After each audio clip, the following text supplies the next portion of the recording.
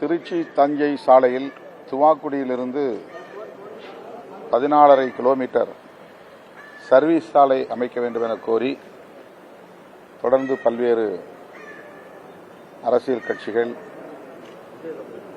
கட்சி சாராத அமைப்புகள் குரல் கொடுத்து வருகின்றன. இதற்கென்று ஒரு கூட்டமைப்பும் உருவாக்கப்பட்டிருக்கிறது. அதன் சார்பில் உயர்நீதிமன்றத்திலே வழக்கு தொடுக்கப்பட்டு உயர்நீதிமன்றமும் அந்த சாலையில் இருபுறமும் சர்வீஸ் சாலை அமைப்பதற்கு உரிய நடவடிக்கைகளை எடுக்க வழிகாட்டுதல் தந்திருக்கிறது. ஆனாலும் அது கிடப்பிலே போடப்பட்டிருப்பது இன்றைக்கு பல்வேறு அமைப்புகளுக்கு ஏமாற்றத்தை தருகிறது. இப்போது இந்திய கம்யூனிஸ்ட் கட்சி அந்த கோரிக்கையை வலியுறுத்தி உண்ணாநிலை அறப்போராட்டமும் நடத்தி கொண்டிருக்கிறது. இந்த போராட்டத்திற்கு விடுதலை சிறுத்தைகள் கட்சி ஆதரவு நல்குகிறது.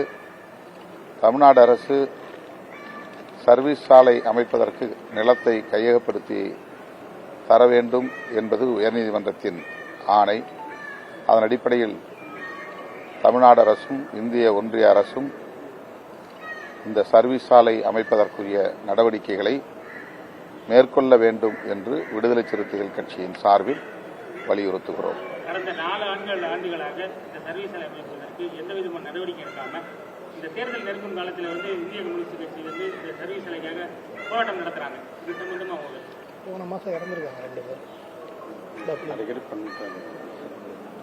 அடுத்தடுத்து போராட்டங்கள் நடைபெற்றுக் கொண்டிருக்கின்றன. இது தேர்தலுக்காக நடத்தப்படுகிற ஒரு ஆர்ப்பாட்டம் என்று சுருக்கி பார்க்க தேவையில்லை. தேர்தல் நேரத்திலாவது அழுத்தம் கொடுத்தால்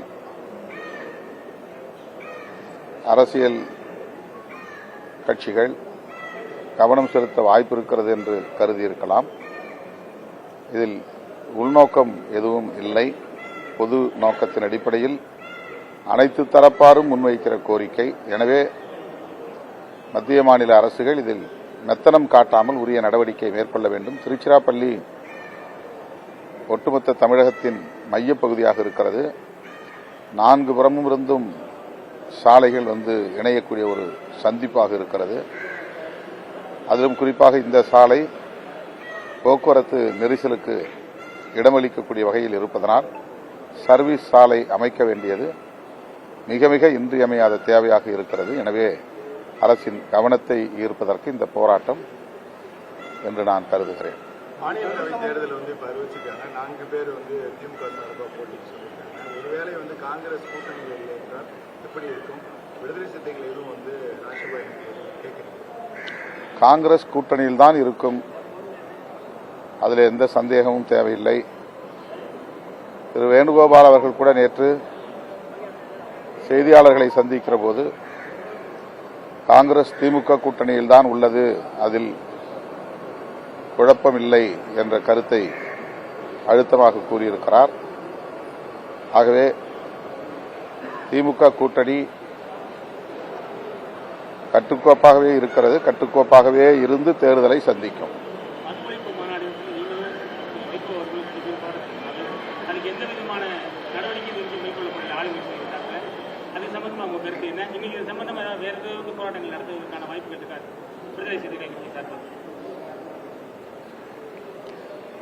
மது மற்றும் போதைப்பொருள் ஒழிப்பு என்பது ஒரு குறிப்பிட்ட கட்சிக்கான கோரிக்கை அல்ல, ஒட்டுமொத்தமான மக்களின் கோரிக்கை.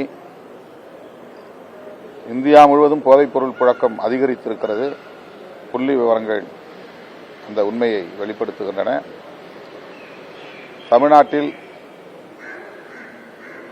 மதுக்கடைகளை அடுத்தடுத்து படிப்படியாக குறைத்து மூட வேண்டும், இறுதியாக அதை மூட வேண்டும் என்கிற கோரிக்கை நாங்கள் மாநாட்டிலே வலியுறுத்தி இருக்கிறோம். அந்த நிலைப்பாட்டில் இன்னும் அதே நிலைப்பாட்டில் தான் இருக்கிறோம். அது தொடர்பாக எந்த முன்னேற்றமும் இல்லை என்பது கவலையளிக்கிறது. மறுபடியும் நான் ஆளும் கட்சியான திராவிட முன்னேற்றக் கழகத்திற்கு இந்த கோரிக்கையை நினைவூட்டுகிறேன். இளைய தலைமுறையினரை பாதுகாக்க வேண்டும், தமிழ் சமூகத்தை பாதுகாக்க வேண்டும். எனவே மது மற்றும் போதைப்பொருள் புழக்கத்தை கட்டுப்படுத்துவதற்கும் முற்றாக ஒழிப்பதற்கும் தீவிரமான நடவடிக்கைகளை மேற்கொள்வதற்கு அரசு முன்வர வேண்டும். திமுகவும் தனது தேர்தல் அறிக்கையிலே இதை அறிவிக்க வேண்டும் என்று வேண்டுகோள் விடுக்கிறேன்.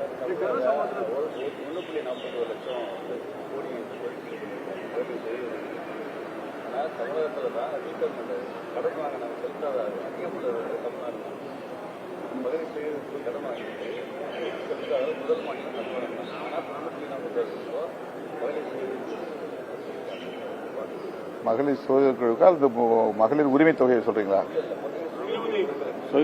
கிராமவாரியா 1,41,00,000 கோடி. சரி.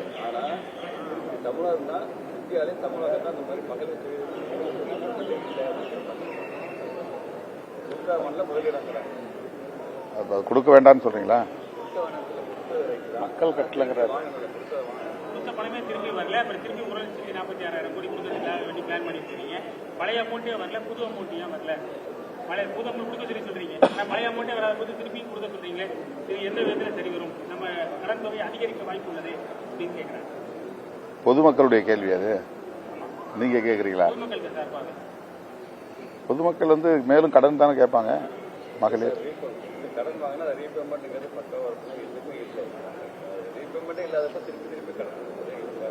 இல்ல, கடன் வாங்குவங்க மகளிர் சுய உதவி குழு தானே. இப்ப அவங்க வேண்டாம்னு சொல்றாங்களா? நீங்க கேட்கறது அது நல்லது தானே. இப்ப அவங்க அவங்களுக்கான தேவை இருக்கு, அவங்க வாங்குறாங்க. இப்ப நீங்க என்ன சொல்ல வரீங்க? அந்த மகளிருக்கு இல்ல, அதை பற்றி அரசு தானே கவலை பண்ணு. நீங்க ஏன் கவலைப்படுறீங்க?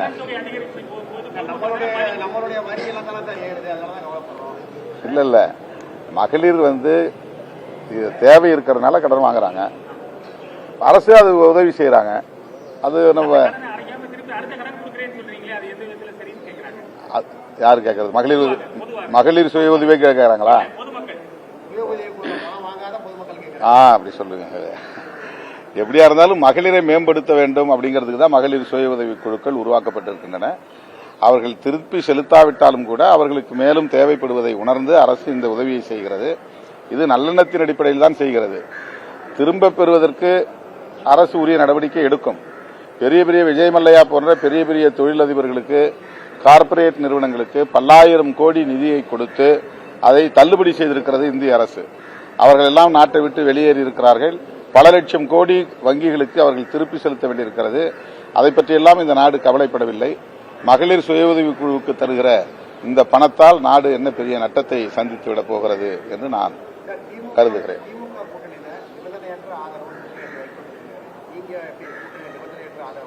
இந்த கேள்விக்கே இடமில்லை. நாங்கள் ஒரு கூட்டணியை உருவாக்குவதிலும் அந்த கூட்டணியை பாதுகாப்பதிலும் அக்கறையோடு இருக்கிறோம்.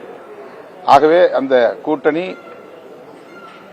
எந்த வகையிலும் பாதிப்படைந்துவிடக் கூடாது என்கிற பொறுப்புணர்வில் இருக்கிற விடுதலை சிறுத்தைகள் கட்சி இந்த கேள்விக்கு இடமில்லை என்று கருதுகிறது. தமிழ்நாடு முதலமைச்சரை இந்தியா கூட்டணியோட ஒருங்கிணைப்பாளராக தேர்வு செய்யணும்னு 2 நாள் சொல்லியிருக்காங்க. ஒரு நல்ல கோரிக்கை. அவர் முன்மொழிந்ததை நான் வழிமொழிகிறேன். காங்கிரஸ் ஏன் வெளியே போகணும்னு நீங்க விரும்புறீங்க? இல்லங்க, அது தேர்தல் நேரத்தில் கூட்டணி கட்சிகளுக்கு இடையில ஏற்படக்கூடிய சலசலப்பு. இது எல்லா கூட்டணியிலும் ஏற்படும். திமுக கூட்டணியில காங்கிரஸ் ஒரு பவர் ஷேர் கேட்கறாங்க. அது கொடுக்க முடியுமா கொடுக்க முடியாதாங்கிறத நெகோசியேஷன்ல தான் முடிவாகும். இப்படி கேட்கறதுனாலே ஒரு கூட்டணி உடைஞ்சிடாது. அவங்க கேட்கறதுக்கு கூட்டணி கட்சிங்கிற ஒரு உரிமையோட கேட்கறாங்க. நான் உங்க கூட்டணியில தான் இருக்கிறோம், உங்களுக்கான வெற்றிக்காக நாங்களும் பாடுபடுறோம், காலங்காலமா உங்களுக்கு நாங்க உழைச்சிருக்கிறோம், அதனால எங்களுக்கு இந்த முறை அதிகாரத்தில் ஒரு பகிர்வு கொடுங்க அப்படின்னு கேட்கறாங்க. இதுல என்ன தப்பு இருக்குது? அது ஒன்றும் தப்பு கிடையாது. தமிழ்நாட்டு அரசியலுக்கு அது பொருந்தி வராது அப்படின்னு அவர் முதல்வர் சொல்லியிருக்கிறாருன்னா அதுக்கு அடுத்த கட்டமா நெகோசியேஷன்ல அது முடிவாகும். அது என்ன எப்படி பொருந்தி வராதுன்னு அவர் சொல்றாருங்கிறத அவங்க பேச்சுவார்த்தையில விளக்குவாங்க. இல்ல அது பொருத்தமா இருக்கும், எங்களுக்கு கொடுங்கன்னு சொல்லி மறுபடியும் அவங்க அழுத்த கொடுக்கறதுக்கு வாய்ப்பு இருக்கு. இதனால ஒரு கூட்டணி உடையாது. கட்டாயமாக திமுக கூட்டணியில் தான் காங்கிரஸ் இருக்கும். இந்த கூட்டணியில் எந்த பாதிப்பும் ஏற்படாது. வாய்ப்பு இல்ல. கூட்டணி அது எங்க நிலைப்பாடு. அது எங்க நிலைப்பாடு. நாங்க ஒரு ஸ்டாண்ட் எடுத்துருக்கோம். காங்கிரஸ் வேற ஒரு ஸ்டாண்ட் எடுத்துருக்குது. எங்களை மாதிரியே காங்கிரஸ் ஒரு நிலைப்பாட்டு எடுக்கணுங்கிறது ஒன்றும் கட்டாயம் கிடையாது. அல்லது காங்கிரஸ் சொல்ற மாதிரி நாங்க அவங்களை பின்பற்றி இல்ல எல்லாரும் சேர்ந்து ஒரு அழுத்தம் கொடுப்போம் அப்படின்னு முடிவெடுக்க வேண்டிய நிலையிலும் நாங்க இல்ல. நாங்க தெளிவா இருக்கிறோம். எங்களுக்குரிய கோரிக்கை என்னவோ அந்த கோரிக்கையை பேச்சுவார்த்தையின் போது நாங்க முன்வைப்போம். அதே நேரத்தில் இந்த கூட்டணியை உருவாக்குவதிலும் எங்களுக்கு ஒரு ஈடுபாடு இருந்திருக்கு, ஒரு பங்கு இருக்கிறது. அதை பாதுகாக்க வேண்டிய பொறுப்பும் எங்களுக்கு இருக்கிறது. எனவே நாங்க இன்னைக்கு எவ்வளவு இடம் கூடுதலா இன்னொரு அணியில கிடைக்குமா அப்படிங்கிற மாதிரிலாம் நாங்க எதிர்பார்த்து வெளியேற வேண்டிய அவசியம் இல்லை. இந்த கூட்டணியில தான் நீடிப்போம். இந்த கூட்டணியில் எங்களுக்கான கோரிக்கை என்னவோ அதை உரிமையோடு கேட்போம்.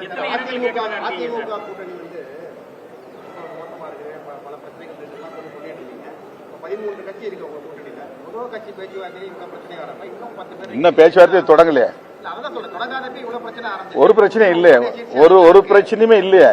பிரச்சனை இல்லாத கூட்டணி திமுக தலைமையான கூட்டணி தான். அதெல்லாம் நாங்க நெகோசியேஷன்ல முடிவு பண்ணுவோம். அதை பத்தி நீங்க ஏன் கவலைப்படுறீங்க? நெகோசியேஷன்ல நாங்க முடிவு பண்ணுவோம். 1 மணி நேரம் கூட முடிவாகும். அது கேட்டுட்டு உங்களுக்கு சொல்றேன். யாரு?